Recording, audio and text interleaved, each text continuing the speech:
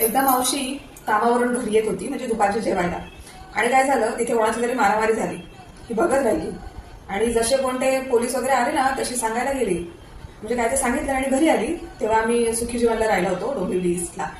तर आली आणि म्हणते, आई विचारायला, अगं तुला उशीर कसा झाला? तर ती म्हणते, अगं नाही, तिथे मारामारी लागली दोघांची. मी गेलोय, पोलीसला सांगितलंय, नाही नाही इसकी चुकी नहीं है, इसकी चुकी है, रॉंग बोल रहा है, इसकी चुकी है.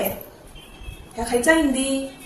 आणि ट्रेन मधून जाताना सांगणार काय माहितीये, ओ आपके बच्चे को मांडीवर ले लो बच्चे को मांडीवर ले लो. नहीं सरको जगह 4 सीट बैठते हैं, बच्चे को मांडीवर ले लो. हिंदी. मावशी माझी मल्टीलिंग्वल आहे. इंग्रजी, मराठी, हिंदी आणि मालवणी एकदम अस्खलित. म्हणजे तुम्हाला सुद्धा कळायचं नाही एवढं छान बोलते ती. खोटं वाटत असेल ना तर मी याच्या आधी व्हिडिओ बनवलाय बघा माझ्या इंस्टाग्रामवरती, मावशीचं इंग्रजी याच्यावरती बघा, म्हणजे तुम्हाला कळेल. खरं सांगते मी, खोटं नाही सांगते. एकदा ना मावशीनी आणि तिची मुलगी, तिचं काम सुटल्यानंतर म्हणजे 9ला ती सुटते, तर आम्ही 8:30ला काहीतरी गेलेलो. आमचं काहीतरी शॉपिंग होतं आणि ती जरा बार्गेनिंग वगैरे छान करते, सो आम्ही तिलाच घेऊन जायचो. तर सुटल्यानंतर आम्ही चालत घरी येत होतो. पावसाळ्याचे दिवस होते, जूनचा एंड वगैरे असेल. आणि म्हणते मावशी, माका म्हणता गरे खाण्यासारखे वाटतं. तर मी म्हंटल, अगं तुला आता कोण गरे देणार ना, गावाहून आता कोण येईल तेव्हा गरे मिळणार. तर म्हणते, तुला दाखवते बघ कसे फुकटात गरे खाम.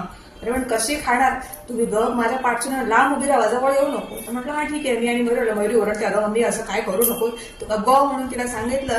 म्हणजे किती बालिश चाळे करते ते बघा तुम्ही. तर असं नाही का, ते पावसाळ्यात म्हणजे बारमाही फणस विकणारे असतात, तर त्यांची अशी असतात गाड्या, इथे थोड्या अंतरावर अशी 4-5 ठिकाणी आहेत त्या रस्त्यावर. तर मावशी त्याच्याकडे गेली, ते फणस कैसा दिया भैया?